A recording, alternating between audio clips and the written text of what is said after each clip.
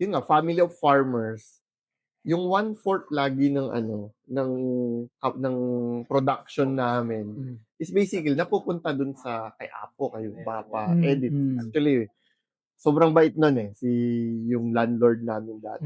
Pero the income is still 1/4. So, gusto kong maging ganun, sabi ko. Maging When I landlord. grow up, gusto kong maging landlord. So, I yun, see. dun umikot yung idea ng after kong graduate ng nursing, gusto kong matuto ng real estate. Okay. Kasi I don't want na para mamili na lang ng lupa or properties. Gusto ko matuto ano yung binibili ko. So, kaya ako na-recruit ng CA I see. for that stage 2 real estate. Ikaw bro, paano ka na ano? Kasi naalala ko yung kwento mo, Hmm. dala mo yung 50,000 pang invest. Oo. Cash because he was told from Vegan that ang investment was 50,000. Oo, 50. And then, so, pumunta ka ng Maynila, dala mo yung cold cash mo na 50,000, ready to go all in. So that was a very big story and very inspiring actually. Kasi, I mean, for somebody na coming from the province, and you were only like 19 years old? Oo, 19 pa lang ako. Yeah, 19 years old, fresh grad ng nursing, diba? And then to have that kind of dream, something na ako talaga napabili, wow, grabe tong batang to. And at the time, I'm several years older than you, eh. So sabi ko, grabe, ang layo ng marating ng batang to talaga. So, and true enough, here we are, 10 years later. Oh, More than 13 years 13. later. So, I check your Facebook profile. Of course, nakikita ko din yung mga ginagawa mo. I've been following some of the things that you do. Hindi naman lahat, pero some of the things that you do. So, I know that you're doing good in real estate, making in sales, like in rounds of the billions. Your team create billions of sales in real estate. And so, I think that's very admirable coming from somebody who is totally, yung kinikwento mo nga, di ba, farmer and then ganyan. So, what would you consider your biggest success so far right now? Ano ba yung ma-consider mo? Or is there a childhood, kwento mo na yung childhood dream mo, eh, no, na parang gusto maging landlord. Did that happen already? And actually bro, success usually evolves. The meaning of success sa akin kasi evolves. Okay. You've known me siguro on my years na the hustle days na tinatawag. Yeah. The grind days na tinatawag. No, success for me at that time is to become landlord. Diba? Which is as early as 2015, 16, 17. Yun yung ginagawa ko to accumulate ng mga properties in order to create an income and ma-fulfill ko yung childhood dream ko nga to become a landlord kasi that's earning income while you sleep, eh. Parang yung idea ko ni Tita Edith talaga, that's one of my first, hindi niya alam na naging mentor ko siya, pero tiningal ako siya kasi sa kanya yung plot of land na sinasaka namin. Okay. So, si Tita Edith, she's a midwife.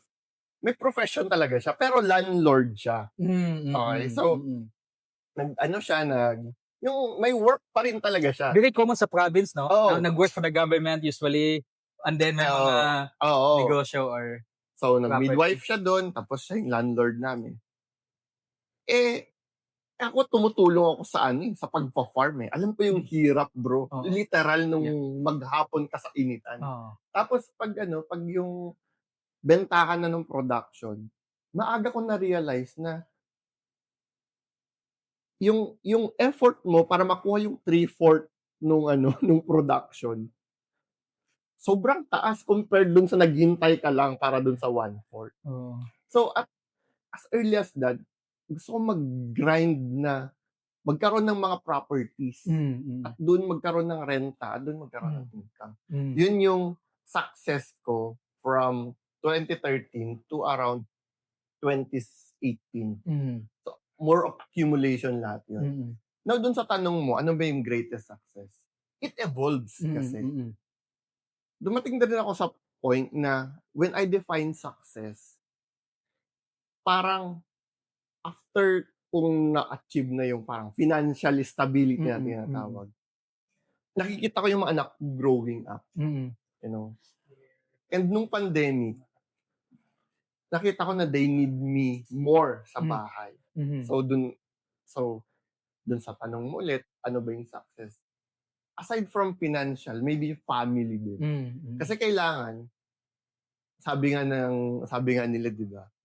A healthy home or a healthy family or a good family or a success outside will not matter if you don't have success inside the home. Yes. Oh, yeah. I think I heard it from John Maxwell when he said that there's no success in the career Oo. bigger than success at home or success in Oo. the family. Diba? Yeah. So, dun ako nung pandemic, dun yung success na definition ko. And then, nandito ako sa point, bro, na nandun naman ako sa health ngayon. Na nung time na nag-grind kasi ako, I didn't give much emphasis sa health. Nung nagkaroon ng cancer yung wife ko, doon it's like, Seryoso? diba? Medyo ano siya. Medyo open kaya siya. Ano yun eh? Officer ng cancer Society. support group. I So, see. so nung nagka-cancer yung wife ko, na-define na naman yung success sa akin, bro. Na I have people kasi na, or I have downlines, like agents. Nung pandemic, bro, namatay.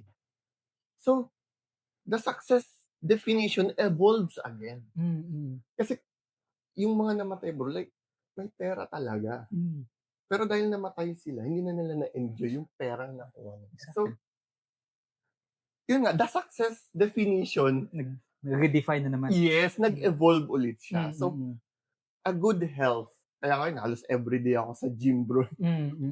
So, nag-evolve ulit siya na I need to maintain and take care of our health. My wife, ganun. Kaya grabe, bro, nung time na nag-diagnose yung wife ko ng cancer, tigil lahat, bro. Like, lahat ng grind mode ko, ng hustle culture mode, bro. As in, tigil. Kasi, so it's really true, no, that when there's a problem, when we are unhealthy, there's no other dream than to be healthy. oo. Parang yun lang talaga yung Oo. focus ko dito. Nung pandemic, bro, dahil nga may time na ako for lots of check-up, gano'n, di ba?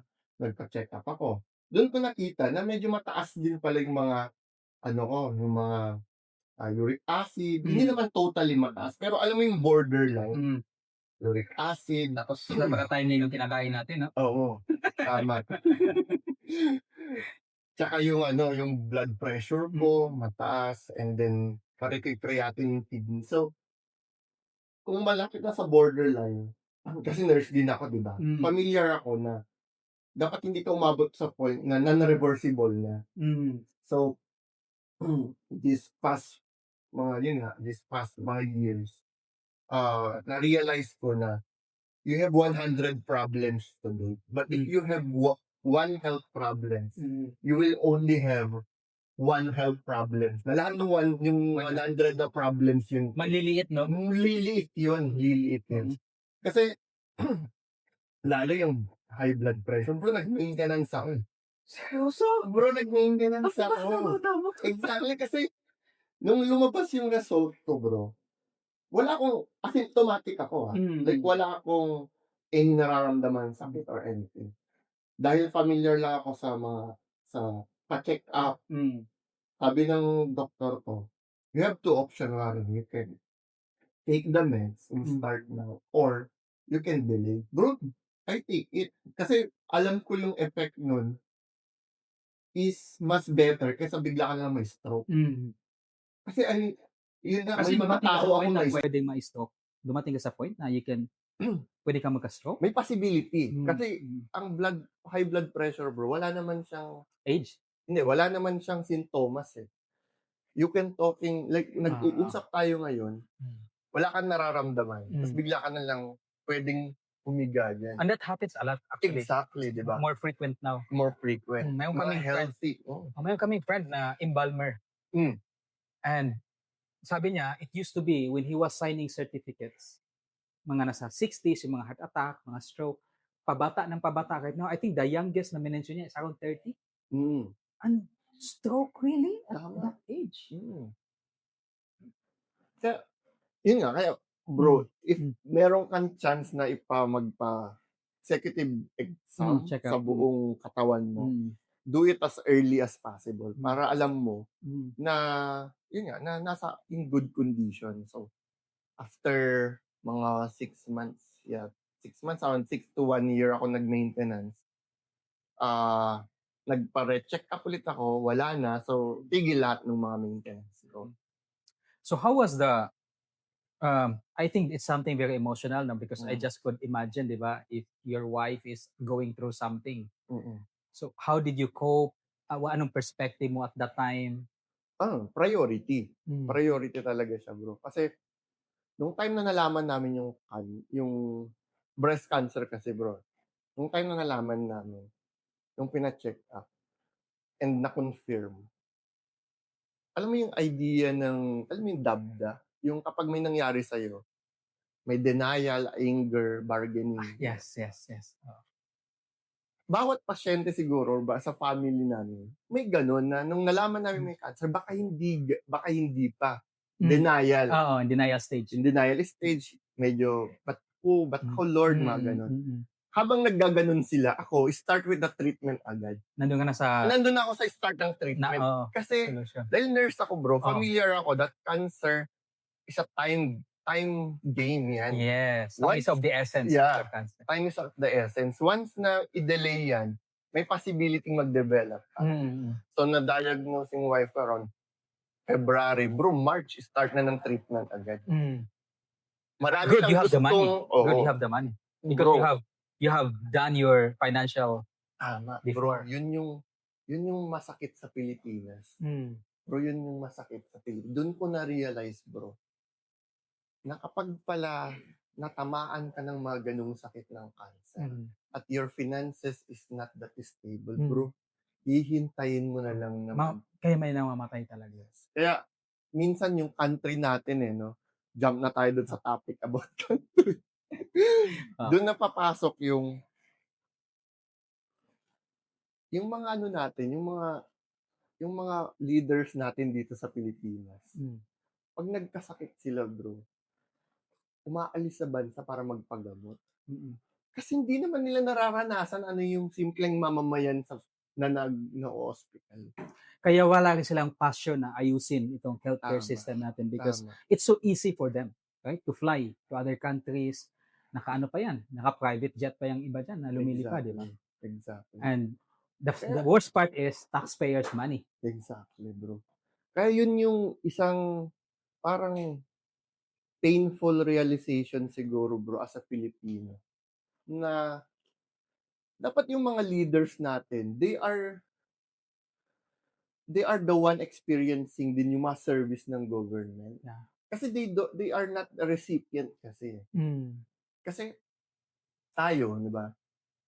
In our case, buti na lang, we are capable, no? Paano na lang yung mga hindi? Mamamatay na lang sila, bro. Na may hinihintay na lang yung sakit na yun. Actually, na-realize ko nga, for example, dito kasi sa area na to, hindi talaga flooded. Okay. So, I don't even know kung other areas are flooded. And at some point, actually, doon ko, nag-self-reflect ako, napaka-indifferent ko na ba na hindi ko, magalalaman ko na lang, grabe na palang flood sa ibang lugar, tapos may mga lindol, may matay na lang, tapos parang wala akong pakialam na. Because, hindi ko napapansin, hindi ako masyadong affected kasi. But these people, when I listen to their stories, napakasimpleng tao talaga, naghanap buhay lang, just trying to get by, and then tatamaan lang yung mga in-establish nila na with their bahay yun, or pananim, or kabuhayan nila, all of a sudden, wipe up lang ng flood. And, okay lang kung nature, medyo matatanggap pa natin yun eh. Pero, malalaman mo, billions and billions pala yung budget for that, na hindi napunta doon. Parang, anong pakiramdam, bro?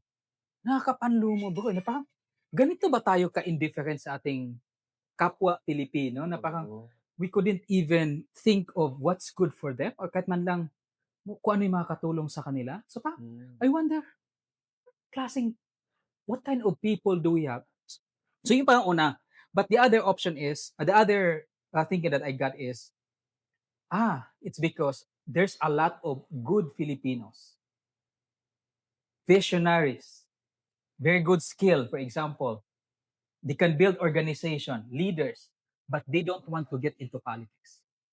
Tama. Why? Because it's too dirty. And that's exactly why the corrupt ones are the one reigning in our government. Oo. So, sabi ko, this is the reason why. Because yun nga, people like me na hindi affected or can afford will just say, for example, when I heard about the taxes, instant ako, okay, yes, I pay a good amount of taxes, but you know what? I can always make it somewhere else. Yung mindset ko, because I don't wanna distract, di ba? Myself, but then, hey, teka, I realized, but what about for other people? So sabi ko, ganito na lang ba talaga? Tatanggapin na lang ba natin to na this is how it is? But at the same time, I have to think as well because something that's very important for me is my faith. Gaya ng sinabi mo bro, we had this situation during COVID na nung pinanganak kasi yung panganay namin, as in the middle, 2020, Okay. in the middle of the pandemic, July, nag-lockdown ng March, Oh. July siya pinanganak. So first few days, lumabas. Paglabas, 24 hours lang, balik kami sa ospital. Kasi? Because kinonvulsion, ang taas ng temperature, ano. Tapos naka-isolate kami doon for 5 days namin. Ang tagal namin naka-isolate. As in, isolation room. Tapos yun nga, gaya na sinasabi mo, lahat bayad. From PPE, siyempre itong mga time na to, grabe. So, sabi ko, doon din ako napag-isip-isip na, parang, if I would die, anong maiiwan ko sa family? And nothing in that, parang, have I done my purpose? Kumbaga parang, pag humarap kaya ako kay Lord, masasabi ko kaya na, Lord, yung binigay mo sa akin na talent, ito, 10 times. Or, wala akong nagawa. And then I think just few Sundays ago, mga within 1 month lang, the gospel was about the rich man and Lazarus. It's the story of a rich man na kumakain ng masarap na pagkain. Okay. Tapos, there was Lazaro, pulube, na trying to pick up yung mga natatapon lang para mayroon din siyang makain. So, siya si Lazaro, yung pulube. They both die. Okay. The story was, when they both die, and when, pagdating doon sa afterlife, the rich man is going to hell, Lazarus is going to heaven kay Abraham. And then the rich man asked, bakit? Okay. Then sabi ni Abraham, it's because you have not done to the little ones what you could have done. Okay. So it's more of, we call it in our faith, omission. It's not doing. So it's not enough that you do not do bad. Okay. Yes, wala kang ginawang masama kung may ginawa ka bang mabuti para sa mga taong nangangailangan. Sabi ko, okay, kung yun pala yun, so I wanna follow God's plan for me. Ano ba yung gusto niya gawin ko? I wanna listen more to Him. I wanna obey Him. And for the longest time, I've been always running away from, alam mo, pang mayroon kang, my sister put its best Ang term pala nun is holy discomfort. Holy discomfort. Ano ibig sabihin? Hindi ka comfortable because alam ko na mayroon akong hindi pa ginagawa na I should be doing. Na parang it's like something that's embedded in my heart na hindi ko pa ginagawa. And you will only be at peace when you start going through that. So it's more of, it's God putting that there. And when God puts you a dream, He gives you the talent that comes with it. So it's about, now the question is, are we going to use that talent to accomplish that? And it's always about other people. Okay. So when I look at, if I really want to get involved, sino yung, is it really God's will for me? Then I look at the people of the Bible. Ano? Whether it's David, Solomon, Moses, all of them are very political. In fact, so you have plans going political? Not necessarily. But I'm not sure if you have heard this before. Okay. I'm not sure if you have heard this Mm. before sa CA, di ba? Okay. Parang open ako na parang, gusto ko mag-enter sa politics, parang gusto ko maging Okay. president, at Okay, that time, okay. presidente ng Pilipinas. Okay. But right now, hindi naman. I also realized na I don't have to be there to already start contributing. Mm. So, but at the same time, nandun ako sa point na I wanna start sharing my views, my vision of where the country is going and ano yung pwede nating magawa and I don't subscribe to na kasi ganito ka lang, wala kang pwedeng gawin because mayroon, totoo lang. And as simply as voting correctly. Okay. Okay? So parang nandun ako ngayon na I just wanna air out. And this is the reason why I started this podcast because I felt like maybe I don't want also ranting lang about wala akong magawa doon eh. Susugurin ko ba yung nasunog na DPWH? Susugurin ko ba yun? Parang nung nakita ko, sabi ko, do you really think we are stupid, no? Na parang it's just so lantaran na yung mga nangyayari talaga na mga dokumento na related sa mga corruption biglang all of a sudden nasunog na lang. And then ang alam na natin na magiging story niyan, may faulty wiring, may kung ano-anong lalabas na report. But I don't wanna be ranting. I wanna be part of the solution. Okay. So, sabi ko, one is I need to start the fear of airing my opinions because yun yung sa akin dati. Takot Sa ako. tingin mo, bro, anong yung pinaka-root cause ng corruption?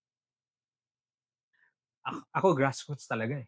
I Okay. mean, the people, kumbaga sabi nga eh, masakit man siyang aminin, but we deserve the kind of government that we have. What is a better governance, bro? A Western like US na paraan o China's governance? Kasi Medyo I think tricky pareha yan, silang minimal na corruption, yung dalawang country na. I still believe in the power of the people. The So, power has to come from the people and for the people. I think ang problema lang talaga ng Pilipinas, we have a system a little bit because infested na yung system natin eh. And I think the presidential system, the two-party system is not working very well talaga. Saan? Sa Pilipinas. We are two-party kasi tayo. Ay, di, sorry, Multi-party multi-party pala tayo. Multi-party pala tayo is not working very well for us. Ideally, we should have like the US na two-party. Oo. The other key talaga that is very, na I could see nila na pinaka-problem is of the way our national budget is being distributed. Manggagaling sa DBM, bababa sa mga senator, lahat yun may cut, congressman, governors, mayors, pababa, lahat yun. Paano ba dinidistribute ng US or China yung budget niya? Sa US is federal. Mhm. So because they are federal government, before I was so excited ako doon sa nag-talk sa school namin si the late Aquilino Pimentel. Pimentel, senior. Na-excite talaga ako nun because he was talking about federal. And coming from the province kasi, I literally experienced that, bro, na wala talaga nakakaabot doon sa dulo because sobrang daming cut. Pero, the federal state is, for example, if there's like 8 federal states ngayon sa Philippines, divided siya. Each federal will have their own way to generate income. So, you can papasok yung entrepreneurial spirit. They can generate their own income, and then part of their income goes to the national government. A portion of that. Right now kasi baliktad. All income goes to the national government, and then budget, manggagaling doon, bababa lahat, babawasan lahat pababa. So dapat revamp ng system. Yes. It should be a reverse wherein the federal states, they will have their own way to make money. They dictate kung paano sa pwedeng kumita. Then, the collection of taxes, sila ang in charge because these people know each other. Versus sending it, isa pa ito collect na hindi naman kilala, di ba? Or from the national government. So dapat pattern tayo sa US system. Yes, a little bit of that. Bakit maybe a not little bit? because of the demographics na hindi tayo totally islands kasi tayo. So, kasi yan yung dilemma. Kasi pag pinag-aralan mo yung yung constitution natin or yung system of governance natin. Malayo siya sa US or China. Malayo siya. Malayo. Hindi siya dapat ang ginagawa ng Pilipinas, in my in my opinion, is to look at systems or countries that their systems is working. Sino ba ng mga 'to? Siyempre usually US or Europe, We can Norway, look at Finland, someone Singapore. closer. Singapore is one because very young and actually halos kakastart lang na 1954 lang sila na na-recognize sa country. And yet they are first world right now. Oo. Meron akong kwento bro about a small taste of politics and corruption. Nung student council president ako sa University of Northern Philippines, yung school ko dati. It's a 12,000 student. Usually, ikaw yung student council president and regent na din sa representative ka dun sa board of regents ng school. Napansin ko when umupo ako na president na yung uniform ng mga student mahal. So ang ginawa ko, nagpare-canvas ako, nagpare-bid ako. Okay? Nang pwedeng sumalo na uniform kasi mahal siya eh. Around 1,000 plus siya. So nagpare-bid ako. And then from 1,500, around 1,500, napababa siya ng less than 1,000. Now, siyempre tuwan-tuwa lahat ng officers, lahat ng estudyante. That's good, Warren. Grabe, achievement. Napababa. And then, yung nanalong bidder, after ng lahat ng nangyari na i-deliver na nila yung mga uniforms, nag-assist kami sa student council. The businessman, or the may-ari ng tailoring shop na yun, came to me and gave me around 70,000 pesos as a student na niya. Bro, that's my first taste of the Philippine system of corruption. Hindi ko hiningi, hindi ko anything. SOP. Bro, yun yung tawag. Hiningi. Now, doon napapasok na yung idea na may problema yung sistema. May problema yung paraan dito sa Pilipinas.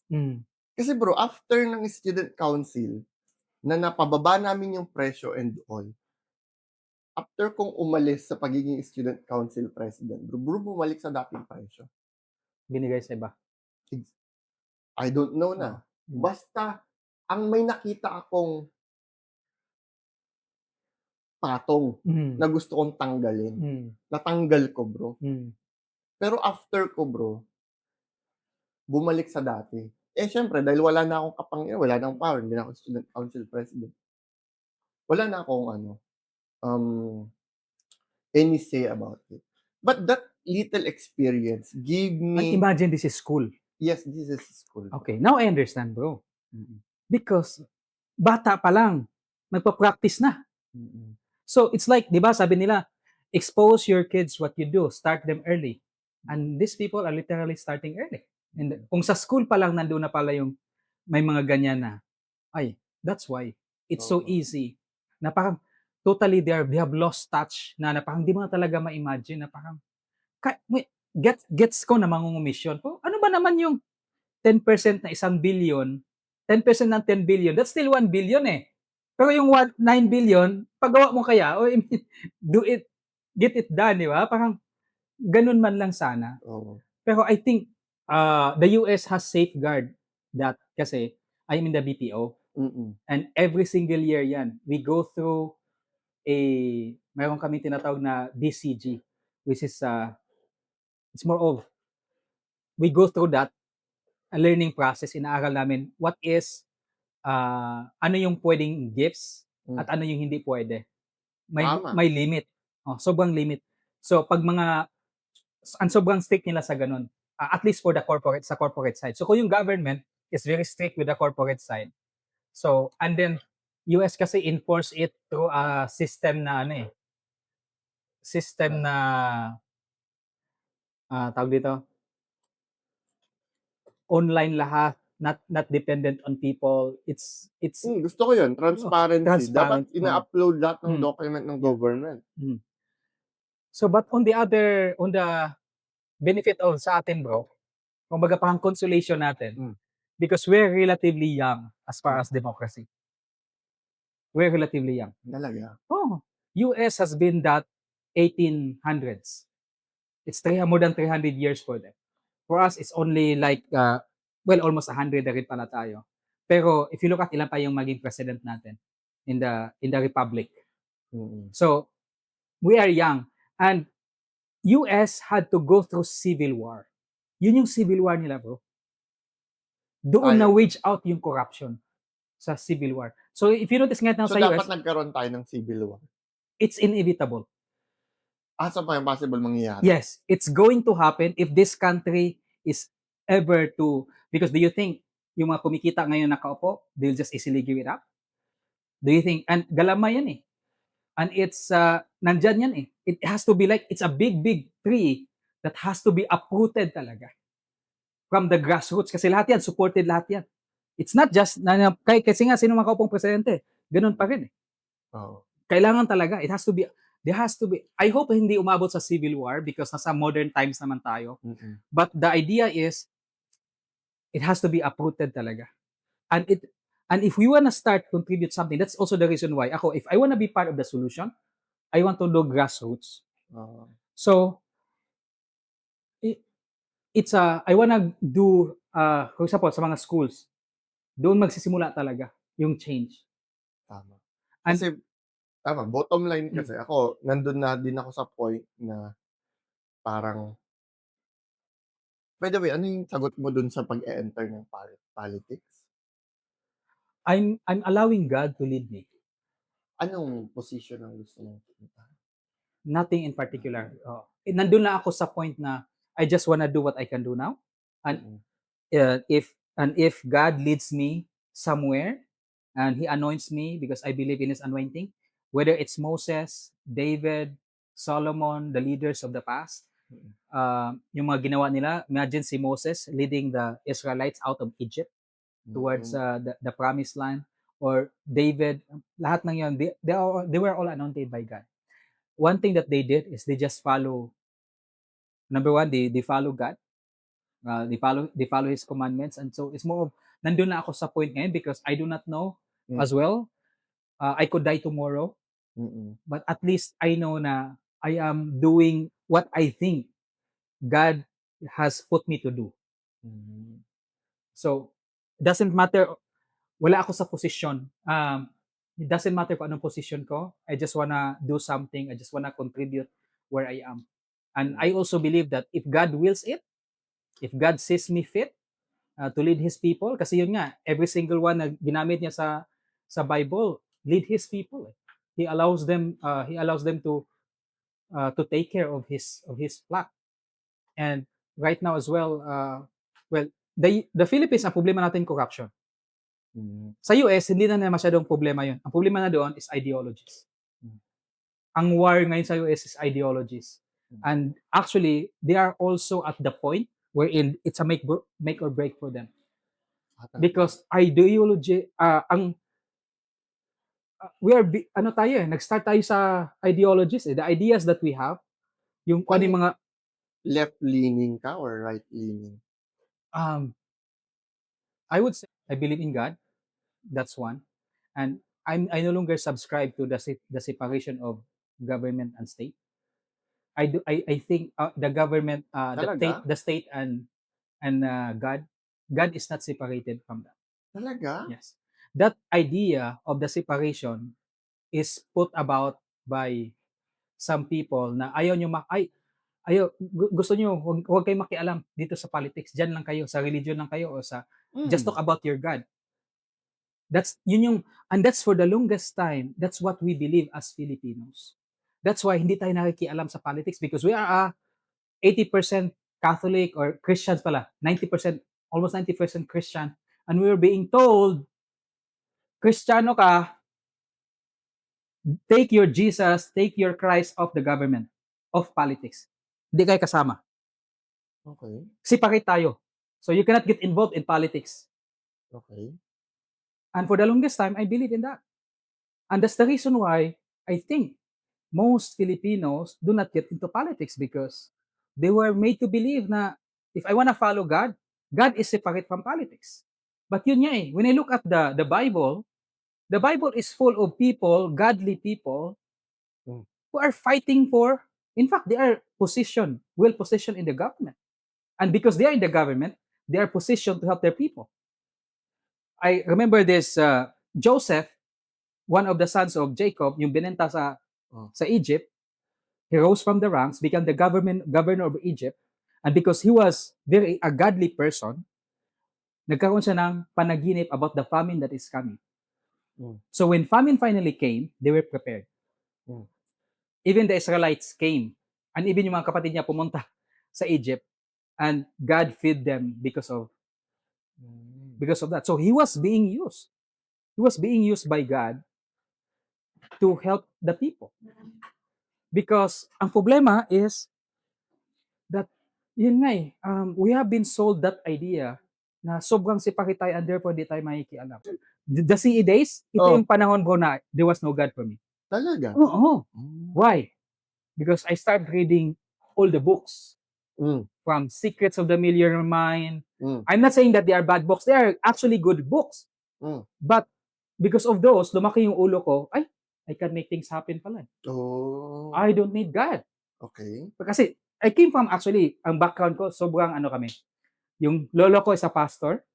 Talaga? Bata pa lang ako. Nagtayo siya ng church? Yes. Pwede mong ituloy yun. Medyo pumasok yung politika doon. And Okay. he was evicted from the church that he started. So, hindi dapat naghahalo yung politika at church? Hindi, may politika rin sa church. Okay. If you know what I mean. Okay. Right? So, may politics din sa church. So, because wherever there are people, there is going to be politics eventually. Notice, even it's corporate, and I'm sure, even in real estate, there's a little bit of politics there. Di ba? You have to play the rule. You need to know. Balik tayo dun sa separation of state and the church. So, gusto mo mag-combine yan? Not as an institution, they are definitely separate. Iba yung simbahan, iba yung church. However, what I am against is the idea. I'm just telling people na, hey. The reason kung bakit ko natanong yun, kasi there are systems of government na iisa yung state and religion. And that's monarchy. Yeah. And si US, siya yung nag-umpisa na i-declare na the separation of state and the US, which is yun yung ginawa sa Pilipinas nung time na from Spain to US. Bro, that's not true. That's not true. Sige, give. Enlighten me. Because even if you read, although I personally I haven't read the Constitution ng US. Pero the Declaration of Independence ng forefathers, my God doon. But somewhere in the process, mga around 1900s, tinanggal si God. Kaya yung saying nila na in God we trust, tinanggal na yun. Wala na yun. Kahit sa pera nila, wala na yun. Tinanggal na. Somebody took over. And God was removed in the system. And that's exactly the reason why nagkakaproblema sila ngayon. Because what will happen to a country with no God? That's why all the killings are happening. Because there's no God anymore. They remove God in schools. You can no longer pray in schools. And because you can no longer pray, ano nangyari sa mga bata ngayon? They go to schools and boom, boom, boom, boom, boom. And with the technology, shooting. They are so equipped na . So, without God, sobrang delikado. So, the institution, it exists separately. But what I'm trying to tell people is that it's not just because you believe in God, you don't have a say in the government. So, hindi ka na makialam. So, would you rather have a religious leader than a non-religious leader? Of course, I want a religious leader, bro. I want a leader who will lead us to God. Okay. Pero merong isang pastor kasi na nag-explain sa akin about the importance of believing into a higher being and you will become more grateful in life. And doon ko na-realize na okay. Kasi halos nabasa ko na yung history ng Catholicism, ng kung bakit nagkaroon ng Protestantism, ng Orthodox, bakit may Queen Elizabeth. Bro, Queen Elizabeth is not Catholic, it's not Christian. Nagtayo sila ng sarili nilang religion. Yeah. para lamang mag-exit sa Catholic power. Mm. So, it's a tool basically.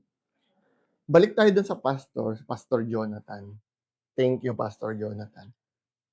Na a person who has faith and believe on something greater than himself is more grateful than people who do not. Kaya dun papasok yung karamihan ng ginagawa sa religion circle is yun yung ginagawa ng mga therapist. Di ba minsan?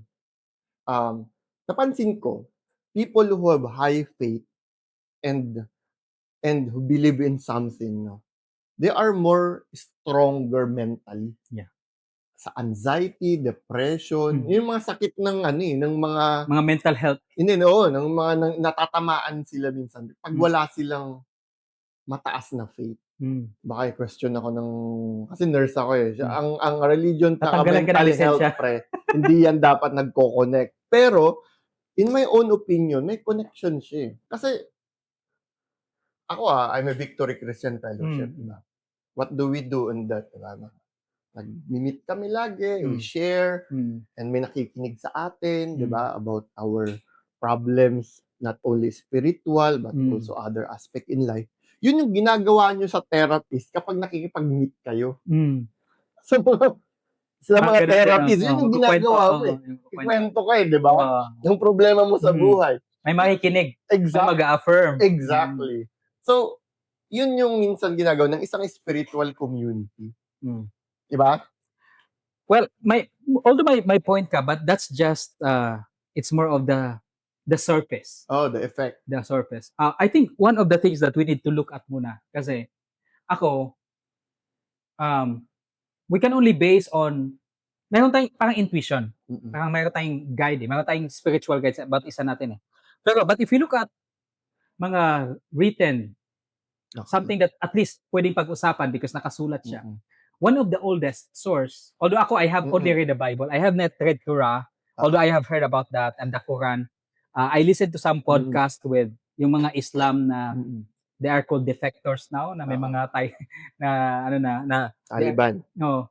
So ang nila I have a little bit of idea but I could not say for sure kung ano ba talaga kung sino yung tama. Okay. So, but when it comes to the Bible, I want to look at the Bible, kung sa Bible ang titingnan natin because it's the probably one of the oldest documents and story. So, one muna is, let's question muna, is the Bible true? Is it a real story? Historically accurate yan. True ba talaga? Well, there are so many studies that has been done about the Bible. Pero personally lang, if you look at that, ako, unang-una, yung mga historical figures sa Bible, they have some verification in history. So whether it's Jesus, there was really somebody crucified during that year, and there's some records pa nga na confirm yan talaga. And even right now, they are discovering paunti-unti yung I think last month lang, may na-discover sila yung part ng Red Sea na kung saan daw doon dumaan yung mga Israelites. So they're getting the artifacts na. So there are these stories are really verifiable. So that's one. Historically verifiable part of the story. Second is, sa center ng lahat ng yan, there's Jesus. Tama. There's Jesus who claimed to be God. Everybody else, there's no other that claim to be God. They claim to be prophet. They said that they are sent by God. But nobody ever has claimed when he was asked, are you God? Nobody ever said that, affirm that. It's only Jesus. Therefore, he could be lying or he could be telling the truth. Dalawa lang yan. He could be lying or he could be telling the truth. So, how do we know that it's true? Well, right now, even the resurrection, there are some signs already, even the science. If you the story of the shroud of Turin. So it has been studied extensively. So yun yung cloth na binalot kay Jesus. Yes. Okay. So it has been studied So pero ang proof talaga that we have that it is true, that the Bible is true, is this.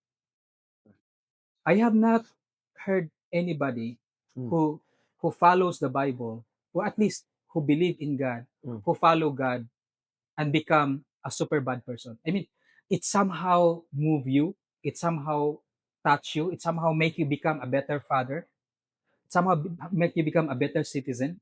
It gives you moral It compass. gives you a moral compass. So that alone is actually enough. And this is the reason why even people, atheists who questions about what to be, I mean, you will never understand because you have never believed in the first place. Because when you believe, Tama. diba? When you believe kasi, you will feel it. You will feel. May moral compass ka. How do you explain? There are so many things that cannot be explained. When I really get into passionate about these things, and I think this is part of what I'm trying to, what I've been running away from for perhaps 15 years. And I had to go to see the other side for me to actually come back and paunti-unti. You know what's the turning point? When I got married. Ano? When I got married. So, turning point of becoming coming a back. better person? Coming back to really aligning with God. Oh. Because I was so aligned already na I can make it happen. Basta alam ko itong mga financial advice na to. I know this concept, blah, blah, financial freedom, blah, blah. I do, yan. But when I got married, there's this one point talaga na umiyak talaga at literally lumuhod ako, bro. Sabi ko, money, kaya. Career, kaya. Business, kaya. Pagdating sa marriage, sabi ko, Lord, God, I cannot make this work. Sabi nga sa di ba? Sa marriage counseling, bago ikasal, di ba? 3 daw. Wife, husband, and God. Doon talaga ako, sabi ko, I cannot make this work. So I need to cling on to God and hope that He will make this work. Medyo bago pa lang kami noon, mga first year namin yan, syempre mga adjustments and all that, di ba? Okay. Kami kasi honeymoon stage namin yata yung first year. Hindi na. 7 year agad. Nagka-problem agad. Yes, kami, we had the challenges kaagad. Head on kaagad, we had to face lots of challenges. Kasi bro, sobrang ganda nung nung passion about yun nga. Kilala mo si John Smith, the one who started the Seventh-day of Latter Church. The Latter-day Saints? Latter-day Saints. Kaya sobrang religious ang ilang states ng Amerika because of the Mormonism. Utah, di ba? Utah, New Skin, di ba? Yun yung yun yung kaya na-immortalize si John Smith. Maybe this is a sign, bro, to start something. Even the founding father of the US, if you look at Benjamin Franklin, they are very deeply rooted in God. And in fact, the reason why they created that, they fought for it. Grabe ang... Kasi merong verse sa Bible na the last prophet will gonna come from the east. Don't get me started.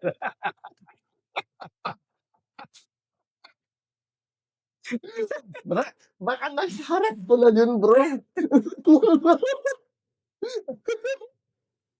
Baka nasa harap ko lang yung prophet will be coming from the east. Mommy, are you hearing? Ay, mami. Ba't nawawag ko kaya? Kasi yun nasa puso yun ni Mr. Manalo, Mr. Aglipay. Bro, baka ito na. I'm just making myself, I think what I can say is, I want myself to be available for God's purpose. However He wants to use it. Okay. So, nasa point ako na parang, kahit nga sabi ni Saint Paul, parang, some people parang, nahirapan, parang, ang hirap gawin yan . Well, if it's Christ that's in you, it's not you anymore doing it. So that's why there's nothing difficult already because it's not me, it's Christ that's in me, for example, that allows me to do those things. And if Christ is in you, I mean, wala ka nang kakatakutan. Not even death. Because alam mo kasi, si Christ pinatay na siya, nabuhay siya. And promise niya yun . And in fact, that's the premise of every Christian. I mean, walang saysay, if ever na magtayo ka ng congregation mo, ano yung ano yung mga like pwede mong i-align siya into like Bo Sanchez, Catholic, pwede rin magtayo ng ibang tenets talaga like the Manalo Iglesia, ganun. I never see myself as a leader of a religion, Oh, but okay. I'll say this. God anoint great leaders in the Bible Mm. that allow, and He entrusted His people to these leaders. So if Okay. God calls me that, I mean, I'm available. And nandun ako sa point na when God was calling Samuel, Samuel said, Lord, here I am. Okay. I'm here to do your will. So parang nandun ako sa point na if God wants it, for example, this is what's happening right now in the Philippines. One thing is certain, we do need a leader for this country. But we cannot unite the country when you already start with a faction. Because I Okay. think the understanding that whatever side they are in, they are people at its core. Okay. They are people at its core, naghahanap buhay lang, looking for, gusto makapag-provide sa family, lahat yan may mga pangarap. They are not bad or bobo or whatever na subscription na or description na binibigyan ng mga tao. So, and I also believe na, ito for example, bro, since we talk about God, for example, do I hate people that is corrupt, that's making the people's lives harder? I'm angry, but I don't hate them. I even pity them. Why? Because if there's truly God, judgment is coming. And God is a just God. I even wish well for them that they will be able to repent before before everything ends. May iba ako, 'di ba multilingual ka, nag-Spanish ka, 'di ba? Ba't hindi mo na isip or na-encounter na why not mag-abroad? Kasi Spain is offering usually citizenship, 2 years ka lang mag-stay do'n and you'll become a Spanish citizen. Actually, when I was single pa, nagpunta ako ng US. Oh. Yun yung sabi sa akin ng sister ko, Kuya, would you consider staying here? Oo. Kasi Hindi ko talaga naisip. last time tayong nagkakwentuhan, parang ang daming opportunities kasi, 'di ba, sa outside the country. Eh, nandito tayo pinag-uusapan yung problema ng bayan. Why not umalis na lang? Precisely. Actually, naisip ko na din yan. Parang umalis na lang kaya ako. Pero, hindi. Parang, yun nga parang there's something na parang, na I wanna be part of the solution Wow. Parang I see kasi yun nga bro at the end of the day is we will be answerable to God kung ano yung binigay niya sa atin na mission sa buhay. Paano ka magiging part of solution? Right now, nakikita ko is ang kailangan ng mga Pilipino is to be really re-indoctrinized. Re-educated, for example. Corruption nga doesn't start in the government, it starts from grassroots. Election day pa lang kitang-kita mo na yung corruption Re-education. Parang like, yung ginagawa ng China dun sa upper provinces niya.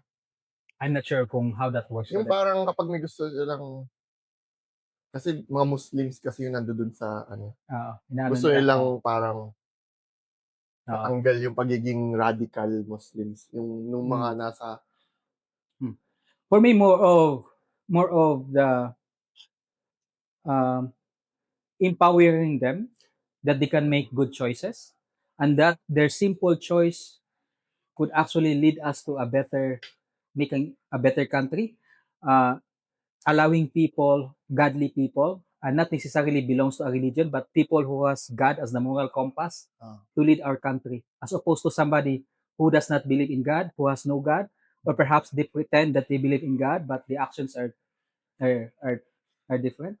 Tama. So parang this podcast is part of the education, at least yung guys, mga viewers, that they encounter the Word of God.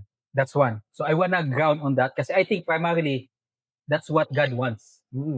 Then it's easy to build a country actually when you have a group of people who believe in God and a higher being. Or I would call it God talaga.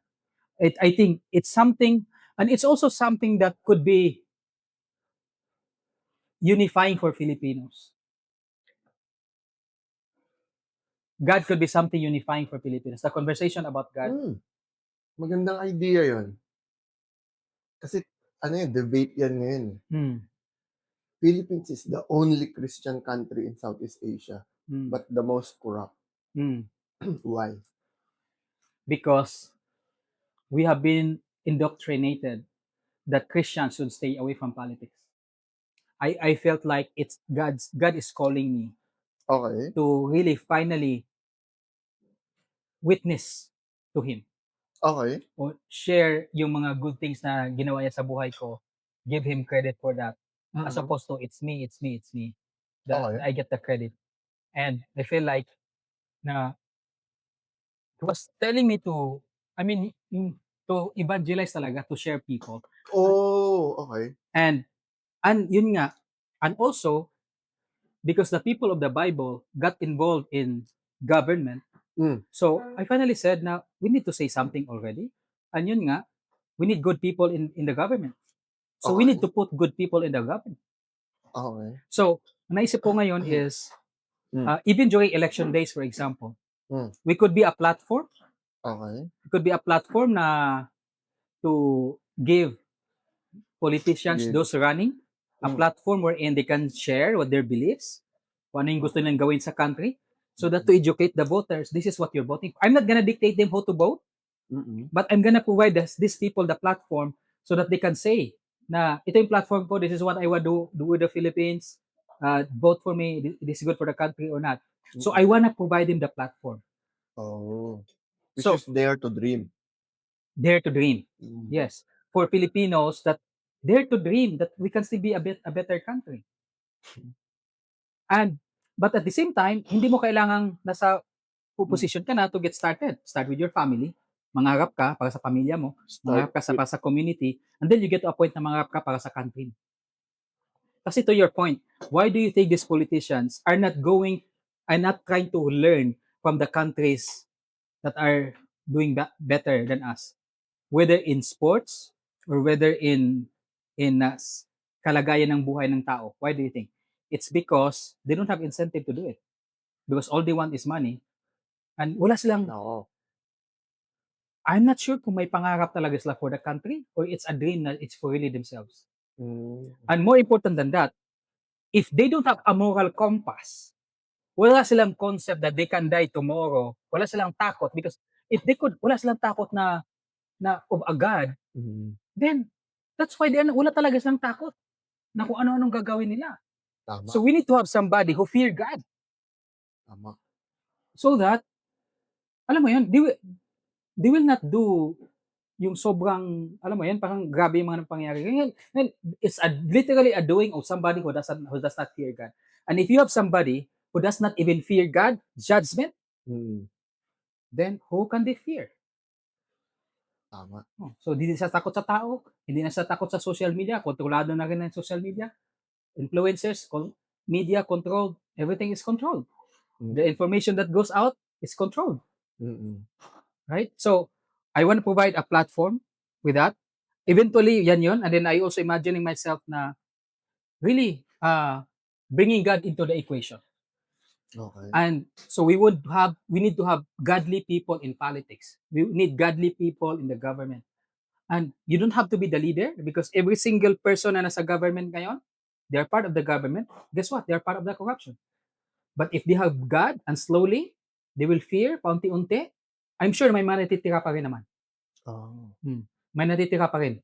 So parang, yun yung part na yun na I wanna provide the strength, the courage to go out there and huwag ka matakot sa pinaniwalaan mo. And there's another, and give the courage. One of the things that give the civil movements of the US that gives these people to fight for their country It's because they have God. Oh. They know that God was with them. So that's why they fought. They fought for freedom. They Mm. fought for what they have, what they're enjoying right now. Mm. Diba? So parang dito rin, the only way na we could have, Filipinos could have the courage to finally say na enough is enough. I'm not afraid of the government anymore. I'm not afraid of anybody. I only have to fear God. And Mm. if we have enough number of people na, and then who come together, God-fearing people, then I know that there's hope for our country.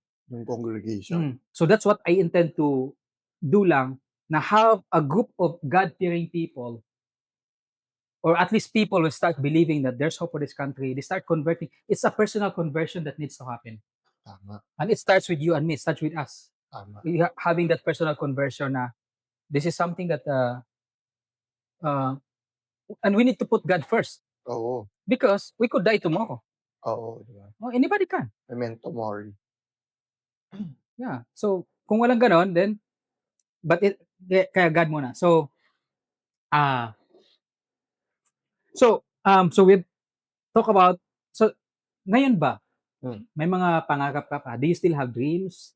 Sabi mo nga, actually, it's a very good thing that you mentioned that dreams are evolving Oo. from this and this. And I think that's something talaga na we need to, and everybody realize. Everybody needs to realize that dreams are evolving, and therefore that's why they need to keep growing and growing, growing. So that's the reason why hangga't buhay tayo, di ba? We don't stop dreaming. So, but what is it for you? Ano pa yung, it could be anything. I mean, ano pa yung pangarap mo right now? Legacy siguro. Di ba yung Maslow's hierarchy? Then join me. Let's dream for our country. Tama. Pero honestly, legacy, it's more of memento mori. It's parang bago kong motto or something na parang lagi kong pinapa-remind sa sarili ko na narinig mo na ba yun? Memento mori. Hindi pa. Okay. All will die. So, it's humbling, it's a humbling message na someday I'm gonna die. When I die, what's my legacy? Right. So, yun yung dream ko siguro. Maybe my sons and daughters will gonna remember me as a good father. My wife and all the friends that I touched their lives siguro, they're gonna remember me. Pero more than that, ano yung legacy? Kasi if I die, I don't know. Wala naman siguro magbibigay ng rebulto siguro sa akin pa ngayon, di ba?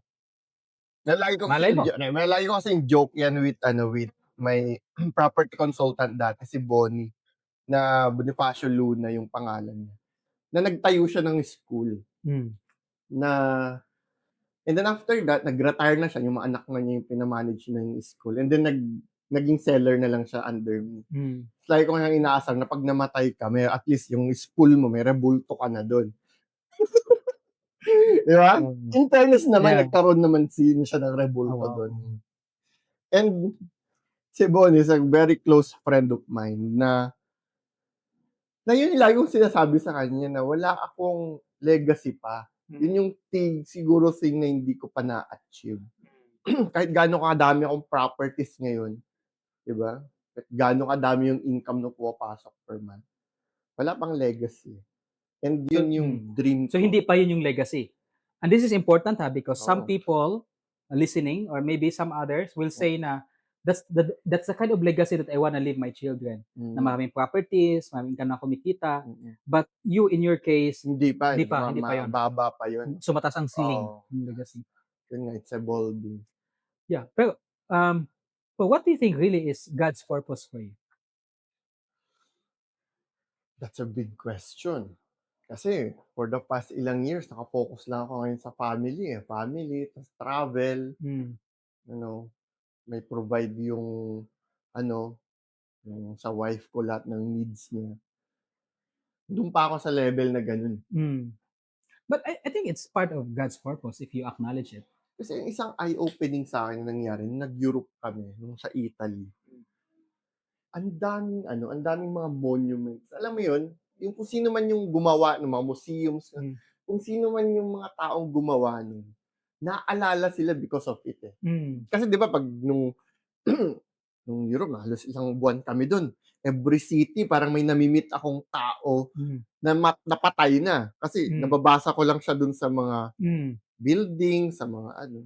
Mga dedication. Oo, na ito yung mga tao na nagkaroon ng ano, ng ambag sa Difference. oo, nagkaroon ng ambag sa mundo, gano'n na aside from their family, aside from ano, meron silang actual na nagawa, 'di ba? At namatay sila, may iniwan.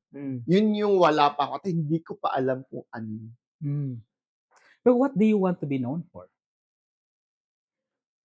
Kumbaga when finally is done, and then somebody, Dati real how estate was Warren? tycoon, ngayon hindi ko sure kung ano ngayon. Dati, no? Real When we were estate younger, no? tycoon. Mga ganun talaga Real yun. estate tycoon. Pero alam mo, honestly, pre, pinangarap ko gusto ko rin maging politiko in my older years. Kaya ako nag-aral ng law. Hindi ko lang tinapos, mga 4th year, 2nd sem. Recently yan? Oo, noong 2016, on and off ako. Pag maka-feel ako nung education itch ko, enroll ulit ako isang sem. Pero meron pa ako siguro mga 6 na subjects pa. Yung pinakamahihirap, yan. Iniwan mo? Yung papahiya na kasi yung mga teachers doon, grabe. Talaga? Alam mo minsan yung dati, sabi nila pinakamahirap daw yung law school. Sabi ko, kaya ko yan. Alam mo may ganun tayong kaya ko yan, dali lang yun. First year, second year, third year, okay pa eh. Nung sa 4th year, emotional battle na dun. Kadebate mo na yung teacher, parang pinagdaganong ganun. Siyempre, matatalino na yung mga classmate mo eh. Yun. Kaya, pag nagkaroon ulit ako ng lakas ng time and all na bumalik sa paglulos. Yeah. Pero marami akong classmate na lawyers na din ngayon. So, that's good. I think, so you're still so it's safe to say at this point, you are still on your way to discovering what God really wants for you. Oh, actually, dami ko nang trinay na hobbies, kung ano yung mga pwedeng gawin. Yung sinasabi mo, what God, siguro ang pinaka what God wants me to be, yung maging husband ni Cookie Rock. Wow! Well documented.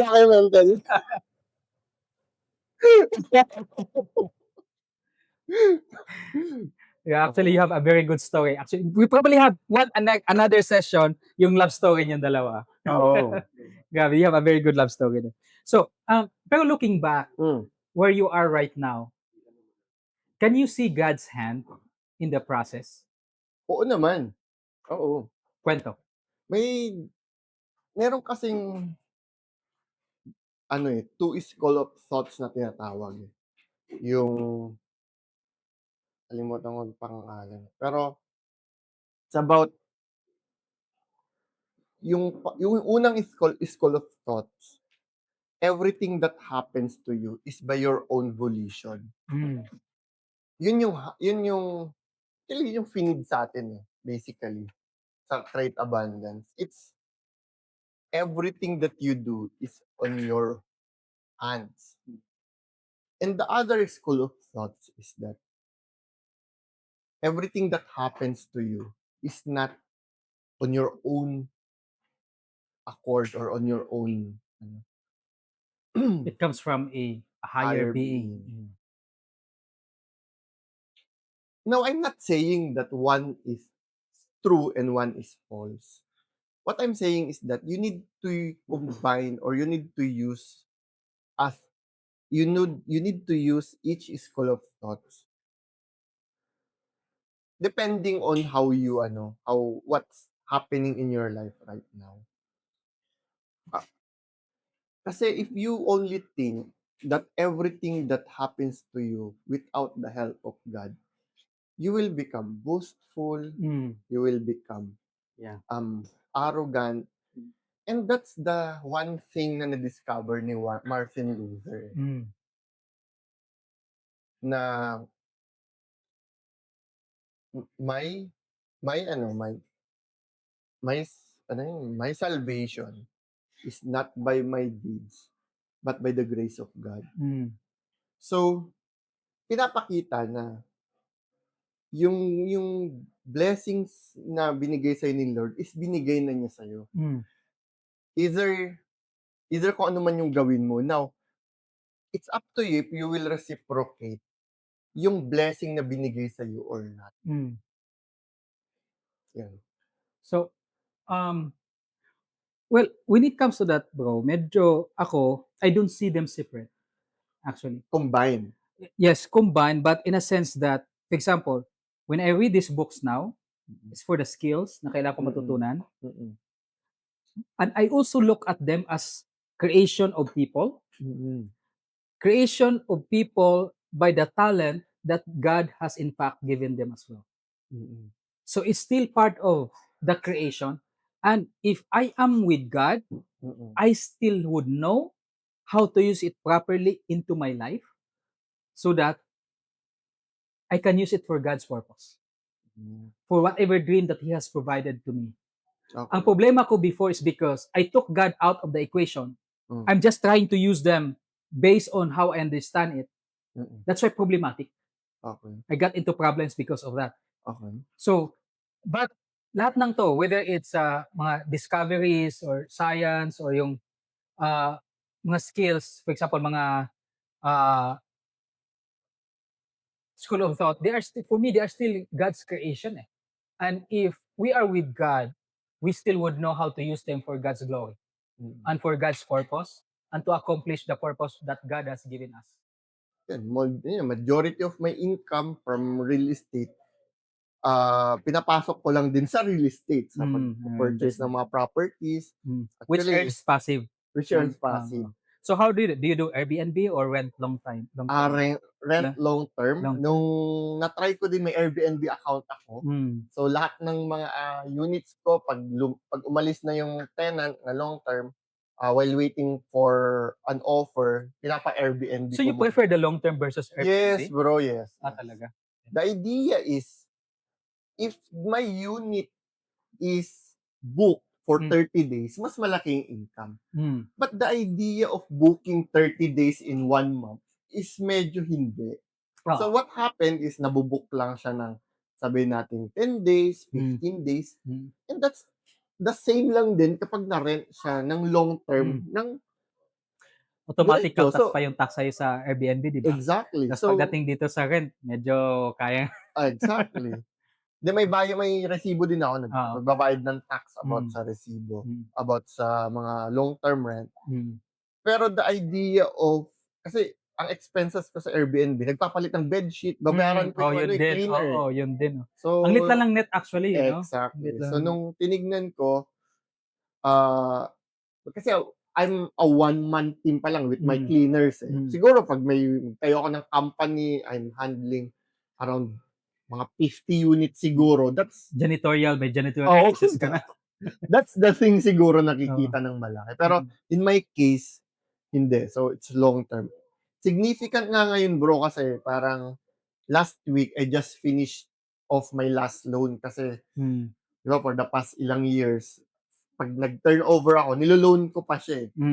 Tapos after that, pag meron akong chunk ng income, instead of binibili ko ng luho, binabayad ko na lang sa loan.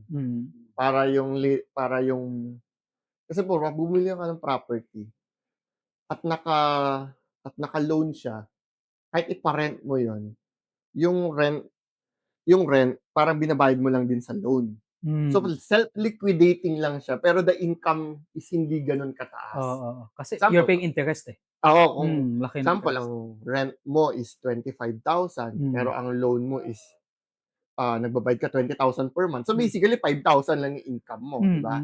Pero kapag nibayaran mo na yung loan, which is yung ginawa ko last week, paid ko na. At least yung 25,000 cash flow ko na sa akin. Ngayon I am into around mga 11 na properties na naka-fully paid. So yung cash flow nila enough na sa akin. So actually sa portion nga ng income ko, siguro mga 75% coming from rents, Mm. 25% coming from the DMCI. Yung sa sales. Mm. So yung organization mo sa DMCI, it's still a DMCI organization? DMCI So organization. more kind of employee ka pa din Oo, DMCI? oo. Okay. Ang advantage kasi nun bro, Kaysa mag-start ng sarili, di ba? doon kasi ako galing. When Okay. I become a broker, Mm.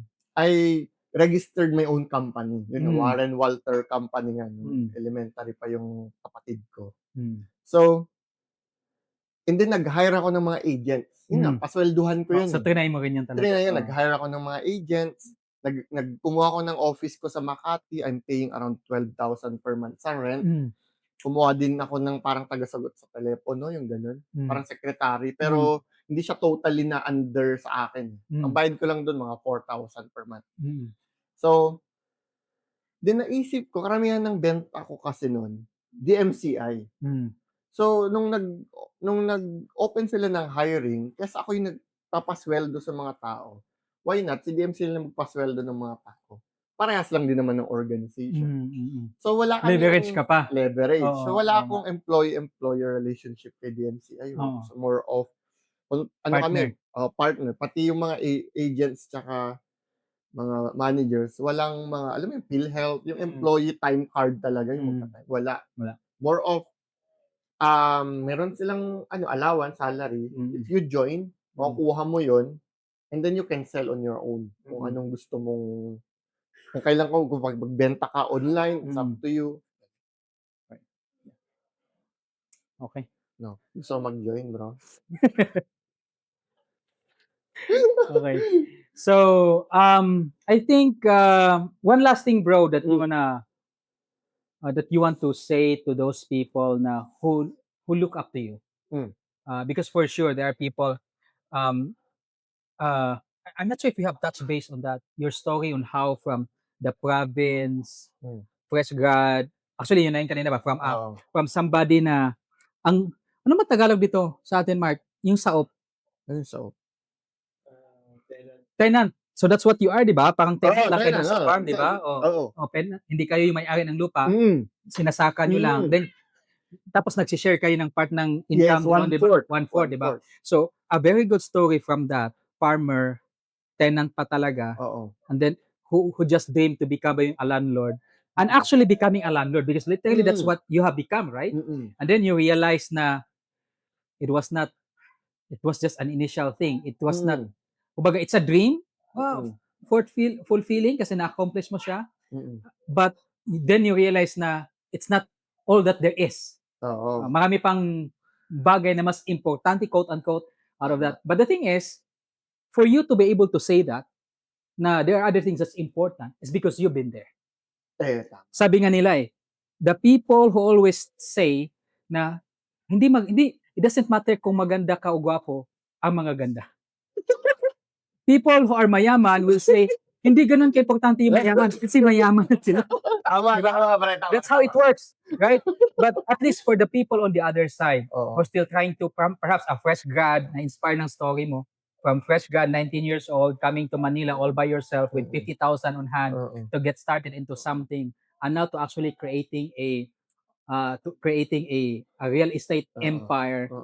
And of course, sobrang malaking, it's not even bonus, but the core of it all is that you have a family, you have a wife, you have a kids. How many daughters? 1 daughter, 2 sons. 2 sons and 2 daughters. One daughter, 2 sons. Diba? So it's almost like perfect. So it would be sounds like a story of somebody na graduating right now from senior high.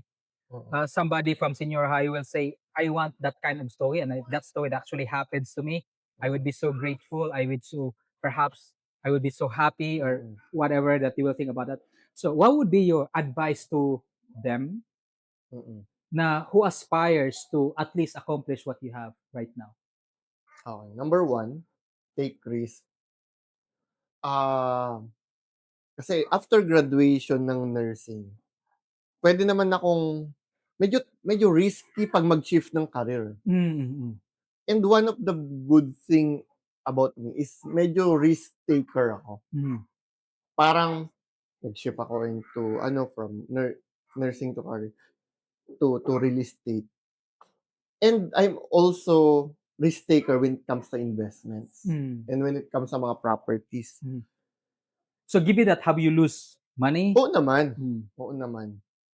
Dami na. There are times kasi na you'll decide if you stay on that comfort zone na or you want more. And there's nothing against kapag gusto mo mag-stay sa pagiging comfort zone mo. But yung yung development or yung pag-success o yung para sumakses ka na lang sa term sa social media, no? Is nandoon outside your comfort zone. Kailangan mong gawin yung mga things na hindi mo ginagawa ngayon. Example, like you, idol, podcast, di ba? This is out of our comfort zone eh. Yeah, di ba? actually, This is something na, syempre, along the way, we're learning. Yeah. And that learning, yun yung magbibigay sa atin ng experience, ng panibagong skill. Yeah. Diba? Kasi the way how you talk kanina, and yung skill na ine-explain, hindi naman yun nangyari sa one day lang eh. Yeah. That's a culmination of all the risks that you take. Yeah. Yeah. And still taking actually. And we still continually taking. improve. And to your point, imagine from somebody who is bullied in college for my speech. Because I'm from the South. Bisaya talaga. Bisdak, di ba? Di ba? Medyo may derogatory, di ba? Dito Okay. But, that's why also, wala akong masyadong courage. But right now, I don't care. Because there are even people who doesn't speak good English, but important is you're able to, I think I stopped caring what other people would say, and I just, this is me. So I just want to be me. And I think I owe it to God to be me, to use the gifts. And I cannot be stopped by bullies to fulfill the mission, the purpose that God has given me. Right. So you said, number one, that you can advise is take risk. Take risk. The number two is get out of your comfort zone. Hindi, yun yung take risk and get out. Oh. Nasa isa lang yun. And number two is be grateful. Okay. I think this is very good. Kasi after taking risk, after undergoing so many transformation in my life, being grateful, I think, is the equation for being happy. Kasi sometimes nag-iisip tayo na kapag ma-achieve ko to, magiging happy na ako pag na-achieve ko yun. Dumaan na ako dun. Parang unless you're being grateful of what you have right now, dun mo makukuha yung happiness talaga, yung fulfillment. And then lastly, is that, build a legacy. Memento mori. Number last. Memento mori. Memento mori. Memento mori. Which means, translate to all will die. All will die. Therefore, build something na pag nawala ka, it will continue. Diba? Example, Nobel. Who is Nobel? Yeah. Diba? Nobel Prize. Nobel Prize. Yun. Panoorin, ayun. Take risk. Take risk. Be grateful. Be grateful. And then memento mori. Memento mori. We'll all die, so do something that will leave a dent in this world. Thank you very much for that conversation. Thank you. Okay. Actually, yung take risk, pwede nga may Latin pa yun eh. Carpe diem. Seize the day. Take risk. Carpe diem.